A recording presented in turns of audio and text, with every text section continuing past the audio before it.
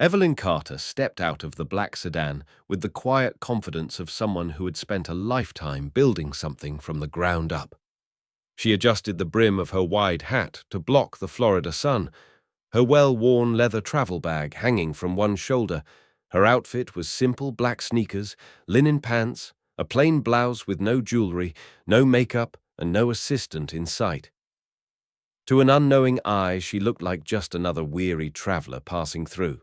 But Carter Haven Hotel, the 12-story marble and glass crown jewel of her hospitality empire, was hers.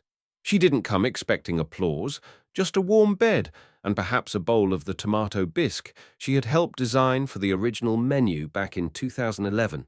Inside the lobby, Evelyn approached the front desk, where a young receptionist named Megan stood.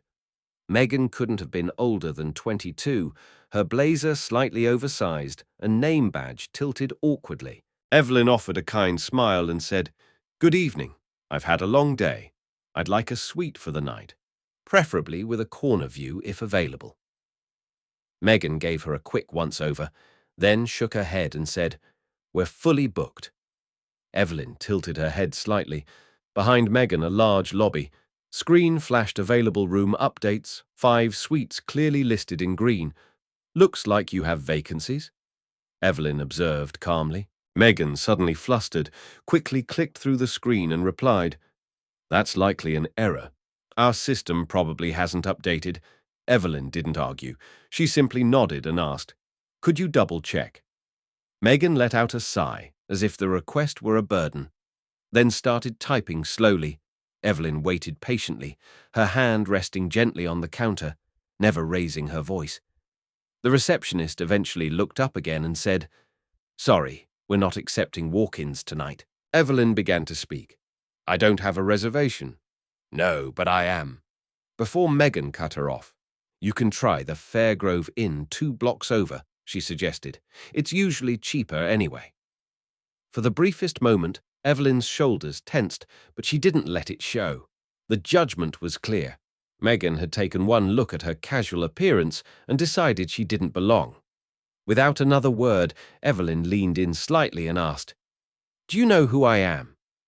Megan blinked, confused. "Should I?" she replied. "Not necessarily," Evelyn said softly. "But you should know your guests. All of them." She nodded toward the hallway behind the desk. Megan turned around and froze when she saw the large oil painting, Evelyn Carter, founder and CEO, the woman whose name adorned every pencard key and pillow tag in the building. Her expression shifted from confidence to stunned silence. Before she could stumble through an apology, Evelyn pulled out her phone and made a calm call. "I need a sweep." Within minutes, David Coleman, the district manager, entered the lobby. David recognized Evelyn immediately. "Ms. Carter," he greeted her, his voice tense with concern. "I didn't know you were coming to Tampa this week. I wasn't planning to," Evelyn replied, still watching Megan, "but I needed to see things for myself." David turned toward the desk, his eyes catching the lobby screen with the vacant rooms still clearly displayed. "Megan," he said carefully, "this is Evelyn Carter. She owns the hotel." Megan's mouth fell open slightly. Unable to form a reply, David stepped behind the desk, typed swiftly, and printed a keycard corner suite. "As always," he said, offering it with both hands. Evelyn took it, but didn't move. Instead, she stood tall and asked, "I want to hear what she was thinking." Megan's voice quivered. "I didn't recognize you. I thought you were just—" Evelyn raised an eyebrow. Just what Megan faltered. "Just someone. Off the street. And that means they don't deserve a room." Evelyn's voice was still calm, but the weight of her question hung heavy. "I thought you might be looking for something cheaper," Megan mumbled. Evelyn looked at her with grace but firmness. "Cheaper," she repeated. The message was clear. This wasn't just about a room. It was about the judgment that comes before professionalism. As guests and staff around the lobby began to realize what was unfolding, Evelyn didn't raise her voice or cause a scene. She simply turned to David and said, "This isn't a private issue. It's a cultural one." In that moment, the temperature of the room shifted. What started as a quiet dismissal became the beginning of a long overdue lesson in leadership respect and the silent assumptions we carry. Evelyn Carter had not come to her hotel for luxury that night. She came to hold up a mirror to the culture she had worked 4 decades to build, and she wasn't leaving until everyone saw what she saw. David stood motionless for a moment, trying to process the weight of what had just happened. Evelyn Carter, the very woman whose vision had built Carter Haven Hotels into a nationally respected brand, had been turned away by her own staff. But Evelyn wasn't interested in anger or retribution. She looked at David and said with quiet authority, "I want everyone from the front desk team in the lounge in 15 minutes. We're not waiting until morning." Her voice was even, her tone composed, but there was no mistaking the urgency behind her words. David nodded silently and stepped away to begin making the calls, while Evelyn remained near the front desk, surveying the lobby she had so carefully designed years earlier. She wasn't here to scold anyone. She was here to recalibrate the very culture she had once sworn to uphold. As the team assembled in the glass-walled staff lounge, confusion and tension filled the room. Some employees had already gone home, but those who remained took their seats with a mixture of guilt, curiosity, and unease. Megan sat furthest from the door, clutching a notepad, but avoiding eye contact. Evelyn entered without ceremony and remained standing at the head of the room. "Let me be clear." She began, her voice gentle but deliberate.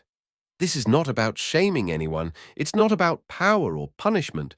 This is about culture. Ours." Her gaze moved steadily across the room, pausing long enough to make everyone feel seen. "We're not just in the business of beds and bookings. We're in the business of human dignity." Evelyn let the room sit with her words for a moment before continuing. "Unconscious bias is real. Assumptions are real. But when those assumptions turn into policy, or worse, into action, they compromise everything we've built here. I created Carter Haven with a clear set of values: respect, inclusivity, consistency. If those values aren't upheld at the front desk, then it doesn't matter how beautiful the rooms are upstairs. Our foundation is cracked." She spoke not like a CEO reciting corporate values, but like someone who had lived through the consequences of being judged for how she looked, for where she came from, for not fitting a mold. She knew too well the sting of being dismissed. Megan shifted in her seat, her face pale and tight. She opened her mouth once but quickly closed it again. Evelyn noticed, but didn't press her. Instead, she turned to the room again. "I didn't come here dressed for a boardroom. And you know what? That shouldn't matter. It shouldn't matter what someone is wearing, how old they are, what accent they have, or whether they walk through those doors with a designer bag or a beat-up duffel." She paused and let that land. What matters is that they are seen, that they are treated as if they belong, because they do. Her tone never rose, but its impact grew stronger with every word. Guests had paused just outside the lounge to listen. Staff from the concierge desk, housekeeping, and even the restaurant stood quietly in the hallway, watching and absorbing. The moment Evelyn continued, "What happened tonight didn't just affect me. Imagine if it had been someone else. A young woman escaping a dangerous situation, a father trying to find shelter for his kids, someone who didn't have the words or the patience to speak up." Her voice dipped with emotion. They might have turned around and slept in their car, or worse. It was the kind of truth that stung precisely because it was so possible and so preventable. Evelyn stepped closer to the team. Now her presence both gentle and commanding. Tonight's mistake didn't begin with malice. It began with assumption. But assumption is where empathy dies. We cannot afford that, not in this place, not under this name. She looked around the room one last time. If the name Carter Haven is going to mean anything at all, it has to mean that every person who walks through our doors feels like they matter. Her voice remained calm, yet carried the gravity of legacy. She wasn't just correcting a mistake, she was safeguarding the soul of her brand. Without saying another word, Evelyn Carter turned toward the lounge door and motioned for the team to follow. There was no dramatic declaration, just a quiet expectation that they come with her. The staff rose slowly, unsure of what was next, but sensing it mattered. They moved through the polished lobby, past the grand floral centerpiece Evelyn had personally insisted on years ago, and toward a quiet corridor near the concierge office. At the far end of that hallway, beneath dim lighting and a thin layer of dust, hung a large portrait in a brass frame. It showed a younger Evelyn, just 34, standing in front of her first hotel in St. Petersburg, Florida. She wore a modest blazer, her smile subdued but filled with purpose. Evelyn stopped in front of it and turned to face her team. This photo was taken 6 weeks after I signed the deal on my first property. She began, her voice steady, eyes softening with memory. I used my mother's life insurance check and took out 3 loans I wasn't supposed to qualify for. I was denied a room once in 1982. I had cash in my pocket, a confirmed reservation, but the front desk clerk took one look at me and said there'd been a mistake. The room grew quiet, the weight of her words anchoring everyone's attention.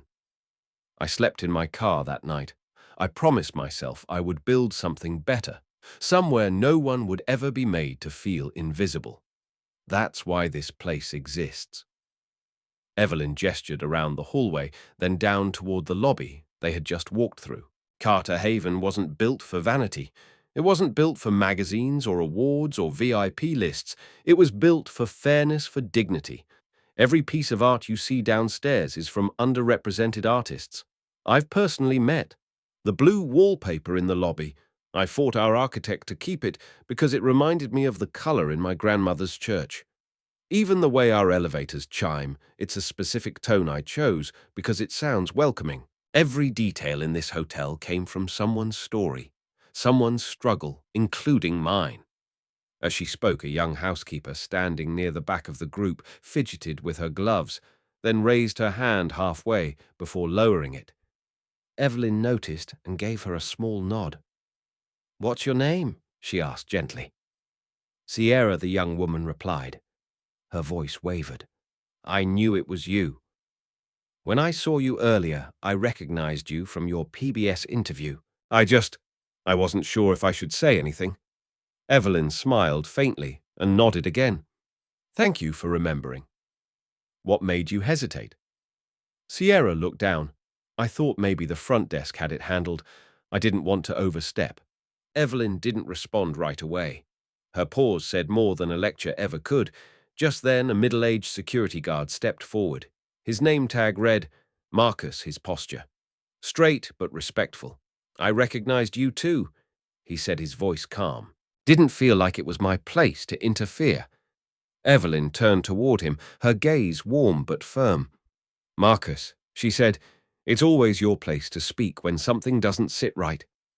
Always, the message hung in the air, resonating like a low bell through the hallway. Everyone there understood that this wasn't about scolding Sierra or Marcus. It was about showing that silence.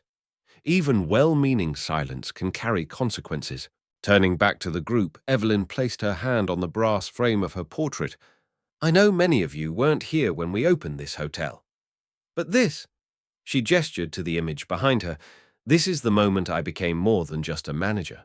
I became a builder of places, of people, of something that could last beyond me. That means every single one of you is part of something bigger. This isn't just where you clock in. It's where you show the world who we are."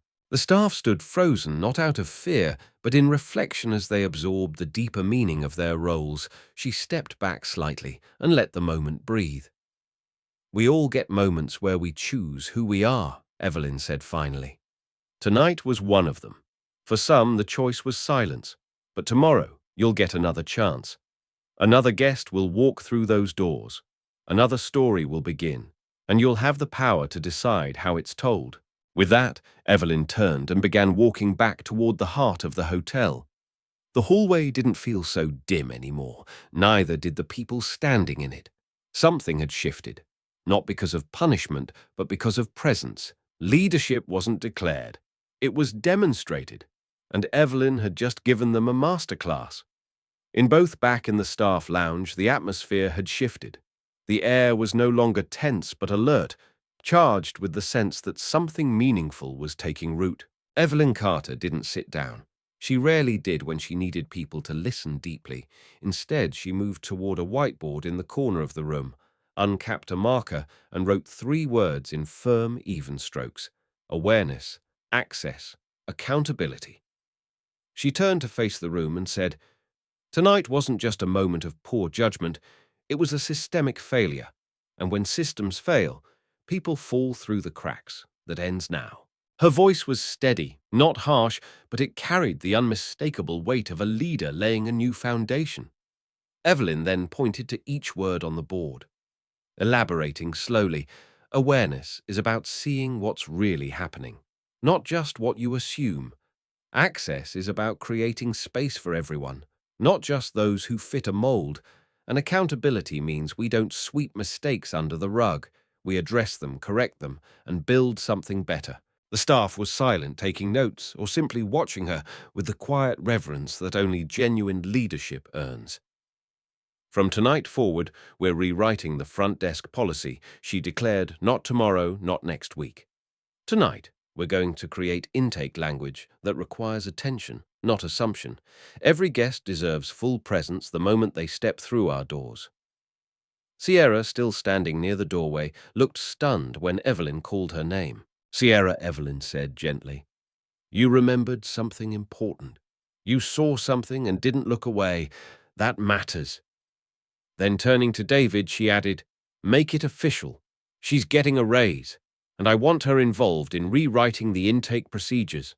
We need people with heart shaping how we welcome guests." Sierra's eyes widened, her mouth parted in disbelief. "Seriously?" Evelyn smiled faintly. "Seriously. Leadership is about action. And tonight you acted." The rest of the team applauded lightly, not out of obligation, but with genuine respect. Evelyn then shifted her gaze toward Megan, who sat holding a notepad, her expression more composed now, though still heavy with understanding. "Megan," she began, "you made a mistake, but this isn't about shame. It's about whether you're willing to learn from it." Megan nodded slowly. "I am," she said. Evelyn continued, "Tomorrow you'll reapply for your position. Not as a punishment, but because I need to know you understand what this place stands for. And to do that, you'll spend time with every department: housekeeping, maintenance, concierge, the kitchen. Learn the guest experience from the inside out." Megan nodded again. "I'd like to come back," she said quietly. Evelyn offered a nod in return. "Then come back better." She turned once more to the group and reminded them, perfection is not the goal. Real leadership isn't about being flawless. It's about being honest, responsive, and full of care.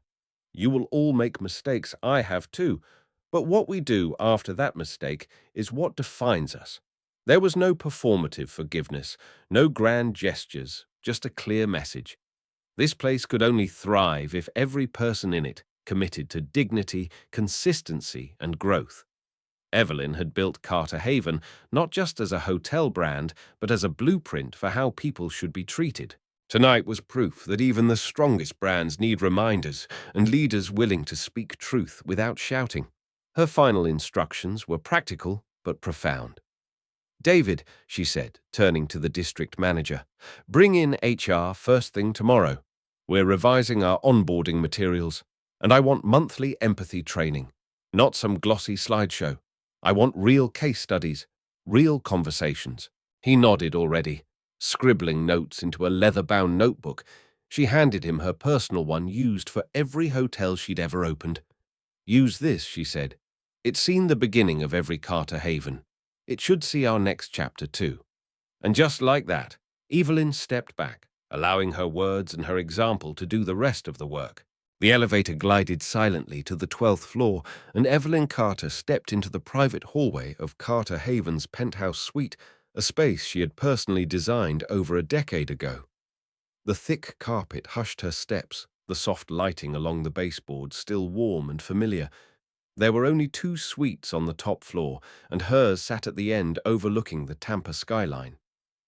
She slid the keycard into the slot and entered. The room was just as she remembered it.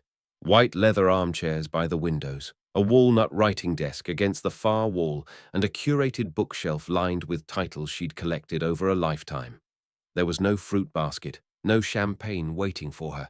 She didn't want those things. What she needed was a moment to reflect and the tools to leave behind something that mattered. She sat at the desk and pulled a piece of Carter Haven stationery from the drawer. Her laptop remained closed beside her, untouched tonight, called for ink and paper. She uncapped her pen, tapped it twice against the wood, and wrote across the top, "To all Carter Haven staff from the desk of Evelyn Carter." Her handwriting was firm and fluid, as if every letter had weight. Tonight reminded me why this brand exists. She began, not because of how we look or the gloss of our marble floors, but because of how we treat people, especially when no one's watching. She paused, letting the silence settle before continuing. Your job doesn't start when a guest hands you a credit card or confirms a reservation. It starts the moment they walk through the door. Her hand moved slowly as she shaped each sentence with care. We don't know what people carry in their luggage: grief, pride, exhaustion, hope. It's not our place to judge by their shoes or their speech or their silence. It's our responsibility to meet them with dignity. Her pen flowed without pause now. Anyone can give good service to someone wearing a designer suit, but only the best among us offer the same grace to someone who looks like they have nothing to give in return. She set the pen down for a moment and looked out at the city lights glittering beyond the glass. Somewhere below, the staff she had spoken with were preparing to go home. Changed, perhaps. Not because they had been reprimanded, but because they had been asked to see differently. A soft knock at the door pulled her attention. She opened it to find a young man in a crisp uniform holding a silver tray. "Room service, ma'am," he said. "Tomato bisque." Evelyn raised a brow. "I didn't order that," she replied gently. The young man smiled. "Miss Sierra sent it up. She said, 'It's your favorite that you helped design the recipe years ago.'" Evelyn's face softened. She was right. She took the tray, nodding with quiet appreciation. As he turned to leave, he paused. "My name's Jalen. My mum worked at the Carter Haven in Tallahassee. She used to tell me you always remembered the dishwashers' names, said you made them feel seen." Evelyn looked at him. No performance in her eyes, only warmth. "Thank you, Jalen. That means more than you know." She returned to her desk, setting the tray beside her as the aroma of roasted tomato and fresh basil filled the room. She slid the letter into an envelope and wrote one final instruction: scan and send to all properties. Post it near every staff entrance. She didn't need fanfare or approval. She needed alignment. Then slowly Evelyn kicked off her shoes and walked to the window. Her silhouette stood quietly against the city skyline. The room was silent, but full, not with noise, but with meaning. Legacy, she knew, wasn't shaped by speeches or spotlights. It was built in the quiet human moments: a warm bowl of soup, a name remembered, a handwritten letter sealed in truth. If this story moved you, take a moment to reflect on how we treat others, especially when no one is watching. At Deep Inside HQ, we believe in storytelling that reveals the quiet power of empathy, accountability, and human connection. Don't just watch, join the conversation. Subscribe to our channel for more stories that go beyond the surface, that challenge norms, and that remind us all what real leadership and kindness look like. Your voice matters. Let's grow a community where integrity isn't rare, it's expected.